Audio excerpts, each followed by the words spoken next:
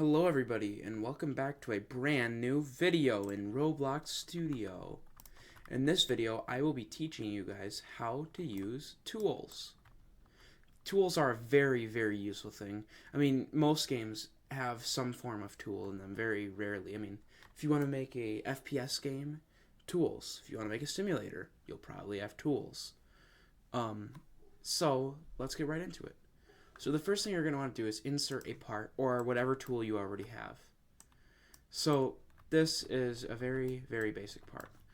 So first, to make a tool, we go up to Workspace, we click plus, and we insert tool. Then we can put the part in the tool. However, nothing will happen because the part is not named handle. Because you need to have at least one part inside of your tool named handle for your tool to be equipped. Next, I'm going to rename my tool to part, and I am going to change the tooltip to say my first tool. It's not my first tool, but I think you guys get the point. You'll see what this does when we playtest our game. But next, what if we want to change the texture ID? What do we want to change what the tool looks like? So we can go to the toolbox, and this image looks nice. This geometry dash one. So I'll right click, copy asset ID, close the toolbox, and we'll change the texture ID to our ID. Just press Control V, enter.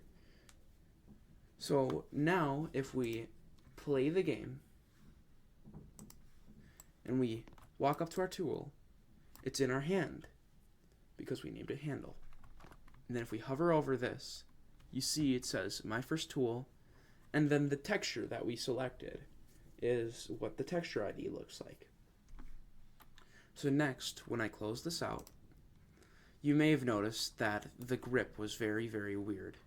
So if we go to grip here, we can change its position, and it's measured in X, Y, and Z. So let's change this to, what do we want? The grip 2. We'll make the Y 1, and then we'll change the orientation to like 3 and 4. All random numbers. I have no idea what this is going to look like. Yeah, you see, it looks very weird because I didn't plan out what I was doing, but still though, you can change your grip to however you want your tool to look, which is a very, very nice feature. However, sometimes it can be a little difficult playing around with the numbers. So I like to use this plugin by Clone Trooper 1019. And it's called Tool Grip Editor. And it just allows you to edit the tool grip. If you guys would like a tutorial on that plugin, comment down below and I'll make one. So next you may be like, what if we want to spawn with our tool? So we're going to take our part, and we're going to put it right here in the starter pack in our Explorer menu. So now you'll spawn with the tool. But if we want to actually code the tool, if we want it to actually do something, we need to insert a local script, because tools run local scripts. So insert local script, delete print hello world, and now we need to define a variable. So we're going to name it local tool equals script.parent.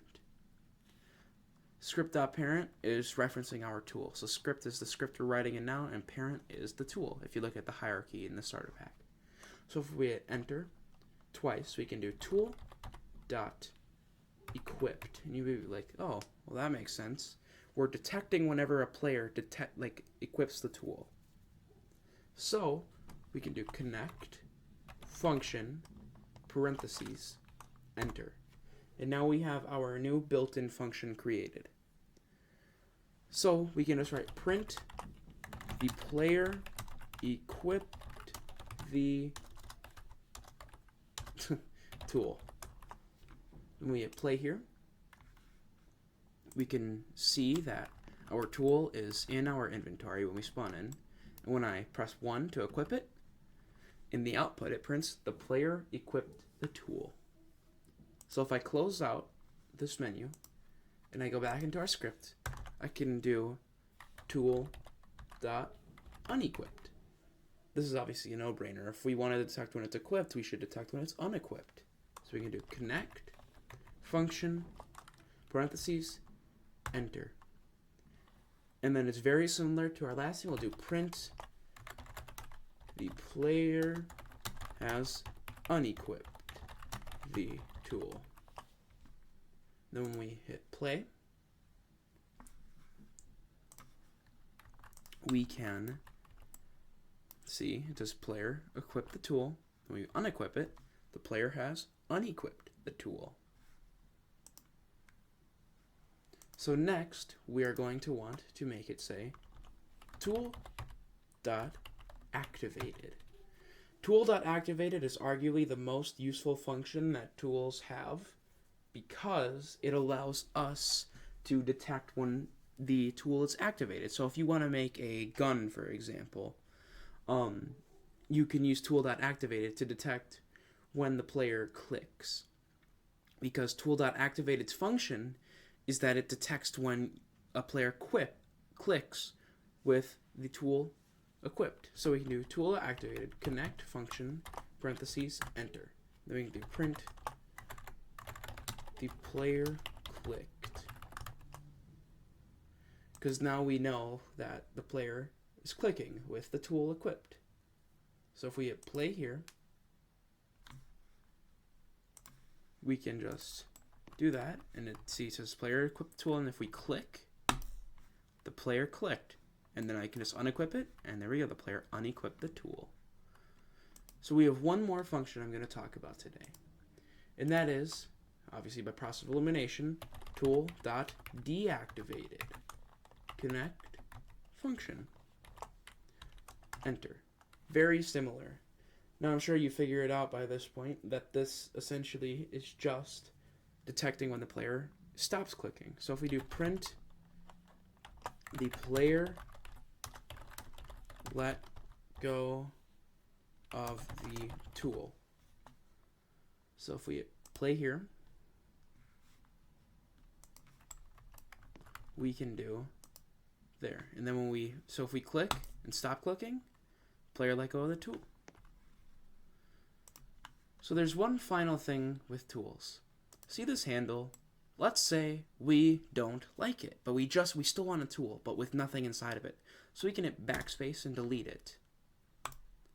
So in this tool, if we now join and we equip our tool and we click, nothing happens in the output.